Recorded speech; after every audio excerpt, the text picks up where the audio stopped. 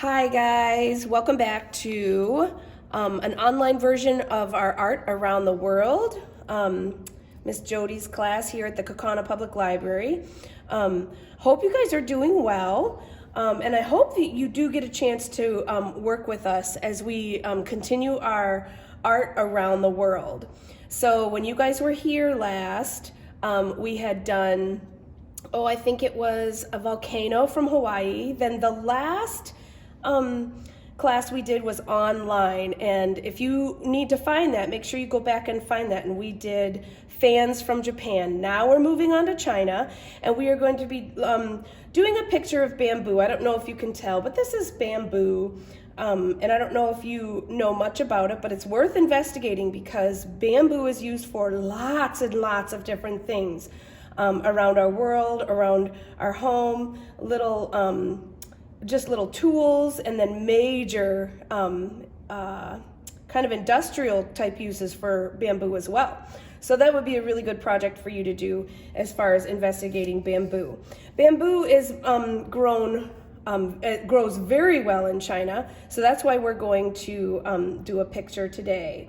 So typically, you guys have been in class, and I would sometimes do a YouTube video and walk you through it. If you are interested in doing that, there is a YouTube video on bamboo for watercolors.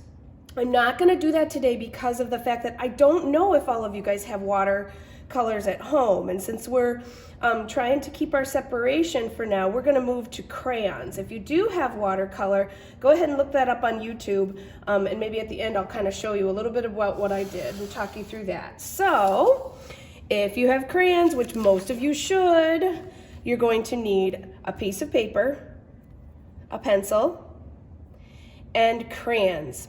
Here's the thing, we're going to work on the principle of monochromatic art. Mono. We've gone through this before. What does mono mean? We know the difference between poly and mono. We should. Polygon means many sides. And then let's see, monochromatic. Mono will always mean one. Oh, I wish I had my color wheel here because I would teach you all about tertiary colors within the green spectrum. Mono means one color. Monochromatic means one color. We're gonna do green. All the different hues of green that you can find, there's so many, but we're gonna do 3 different hues of green. So we've got one that's a little darker, maybe one that has a blue in it, and then maybe one that has more yellow. Monochromatic is a great principle in the design of art. So we're gonna go for it with crayons. All right, so here's what you're gonna do. You are going to work on getting an outline of the bamboo started. You guys all know how to do a very long rectangle. This is all that it is a bunch of rectangles. They all have rounded edges though. So make your rectangles with rounded edges. I started up at the top here, make a little smile, and then my next one, and then my next one with rounded edges. Why do you think I made a little smile? Because if you know anything about bamboo, bamboo is round, and when you make a little smile or a curve at the top and bottom of your little bamboo sections, you are going to give the illusion that the bamboo is round. So go ahead and draw what you can for rounded edged rectangles. Good. So, and I wanted to tell you too, I've got one in the background. It disappears in back of the one in the foreground, right? And then it goes behind this one. It's in the background of this shoot, which is in the foreground. Okay, so let's go ahead and get started super quick. I'm gonna try to do this quick, and remember, you guys can stop and pause anytime you want. And I'm doing this quick just because the shorter the video, I think the better it is for all of you at home and even us uploading. So I'm gonna do it super quick. Just give a nice outline Look at how I'm not really perfect. I'm not actually covering all of my pencil marks. That's okay because our crayon color is going to cover a lot of that flaw. So hopefully you were able to see the pencil marks. If you didn't, if you couldn't because of the device you're on, now you'll know right where those pencil marks are because I've just highlighted them in black crayon. Okay, so the next step you're going to do is we are going to work on shading. We've talked about shading a lot in art class, but we're going to talk about it again as if maybe you'd never really heard about it before. So here's how we're going to work on our shading. We're going to work on our shading in nice long strokes that will mimic a grain that you might see going down a bamboo shoot. Don't do black slashes horizontally. You want to go vertically down your bamboo shoot. See how they're going in the same direction. They're only on one side of my bamboo shoot though, and that is because of the principle of shading. I'm also going to color in, nice and dark at the corner of each bamboo shoot. Then what I'm going to do is make each section nice and dark. I'm going to try this one and maybe I'll slant my page this way a little bit and then that will be easy for you to see. Nice and dark, dark, dark, dark. And then what we're going to do is do slashes and strokes in the same direction so that we can give the illusion that our bamboo shoots have grain. Okay, that's important, right? We've talked a lot about how the way that our paintbrush or our marker strokes can really help and lend to the appearance or illusion that something has shape. All right, I'm working really fast here. You guys can go ahead and pause anytime you want to finish because I'm going to probably move ahead. And remember at the corner, we're going to make it kind of dark, darken it in with a little black. This one, I don't know where the top is, so I'm not going to darken it necessarily. It kind of disappears off the page. Okay, and we're going to end up with something like that. So then the next step is, believe it or not, we're going to put a background color on all of our bamboos. Pick a yellow that is not necessarily too bright.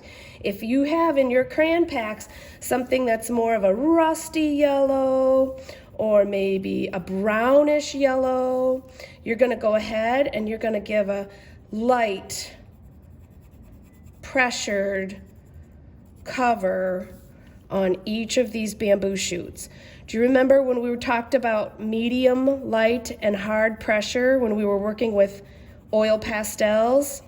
You're going to go for a light pressure over the whole section of each bamboo shoot because we're going to layer the colors. We're going to try to layer the colors even with crayon. I know crayon kind of tends not to blend very well. We've talked about that in class, but we're going to make sure that we still continue to understand that all colors are made up of many colors. So if you see a green out in nature, we've talked about this before, it's not just green, is it? If you look real close, you can see lots of different colors inside one color of a petal or one color of a leaf. Good. I want everything covered in yellow. Then you move on to the darkest green that you have. Make sure you pick 3 shades of green, one dark, one lighter, and I used this one for that one, but I think many of you might have this one. So this one will turn out different. This one will turn out different than this one. So let's get started with our darkest one. All right, in the background of our picture, we're going to put the darkest one. Remember, the light source looks like it's coming from the right side of our picture, right? Because the shading is all on the left. So also in the background, we're going to assume that the darker color can be in the back, and then we'll work forward going lighter. So this is going to be my furthest back bamboo shoot. So it seems to be blending okay. I think what might be really important for you guys though is to make sure there's not a lot of white showing. Try not to get a lot of white showing. Make sure it's all covered up. That's going to be the trick, I think, with crayon. Make sure there's not a lot of white showing. Ooh, be careful here because it goes behind the bamboo shoot in the foreground. It goes down this way. This is the color. The darkest color is going at an angle here. Don't follow this with the darkest color. All right. Good and blended. Pause if you need to make sure that you have no white showing. Get it all blended. You can color right over that black. Okay, and then our next to darkest color, or our one shade lighter color if you'd rather, we're gonna go on this second bamboo shoot. And we're gonna do the same thing. Try to blend as much as you possibly can. All right, let me do it like this. There we go. And I'm working fast. You guys can work a lot slower, but make sure you blend. So as far as monochromatic goes, if you guys have the color wheel at home, you guys can understand tertiary colors. They're the colors that are between each shade after the secondary colors. So there's primary, secondary, and between those are tertiary colors. There's a lot of fun things you can do with tertiary colors, whether they're contrasting or monochromatic. Tertiary colors are great because they're just, the eye really kind of focuses on primary, but tertiary colors makes the eye almost relax, believe it or not. Tertiary colors are almost calming, so they say. Okay, so that is the second color. The last color should be your lightest crayon. This one is going to be different than this color, so let's see how different it's going to be. We'll go like this again.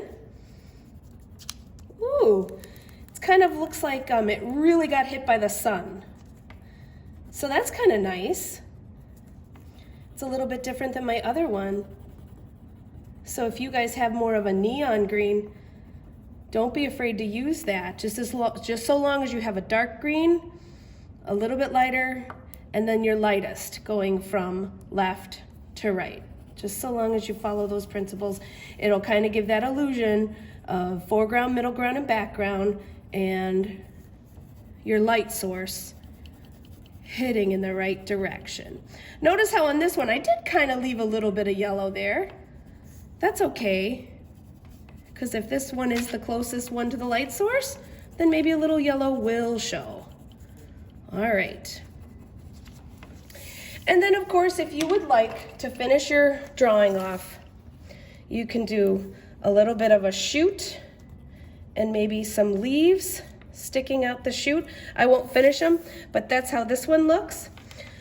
So that is a wonderful way to do a monochromatic, to learn a monochromatic piece of art with one color. I will tell you guys, the ones who have watercolor at home, this is how I did it with a basic set. I took yellow and brown. I mixed a little bit and I did all of the yellow first. I left these guys without green. So this one's darkest in the background, medium, and then a light yellow. Then I went with black and green for this shoot. Water it down before you touch the bamboo shoot. Make sure it doesn't completely cover. And then for this shoot, I took green and brown for this shoot. And then for this shoot, I took yellow and green and a little bit of my, my beginning color. And I did that one. So hopefully if you guys have some watercolors at home, you could go ahead and practice that too. I am so glad that you guys joined us. We'll talk to you next time.